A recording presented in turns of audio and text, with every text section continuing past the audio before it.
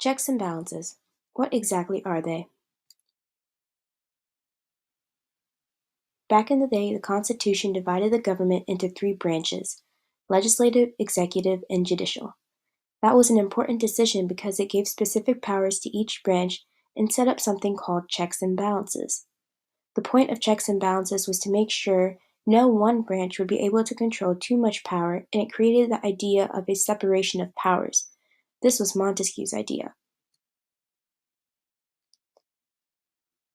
This is done for the goal of sharing the power because the biggest concern back then was giving too much power to the president, thus resulting in a king. The three branches work together and each branch is restrained by the other two in several ways. For example, the legislative branch makes laws, but the president and the executive branch can veto those laws, while the judicial branch can deem those laws unconstitutional.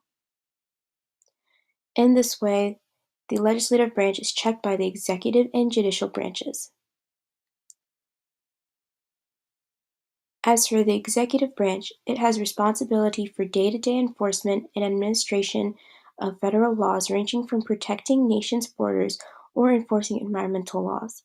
The president also has the right to declare executive orders, which the judicial branch checks with the power to deem those actions unconstitutional, as mentioned before.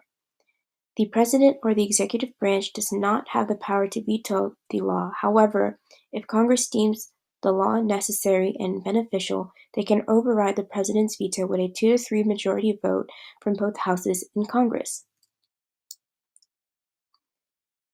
In terms of the judicial branch, they have the right to interpret laws, but the president nominates Supreme Court justices and district court judges who carry out those actions.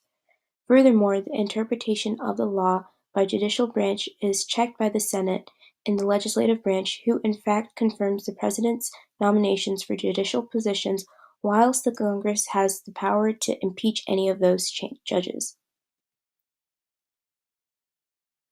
And there you have it. This is how the three branches of our government work together to create checks and balances and keep the power equally divided.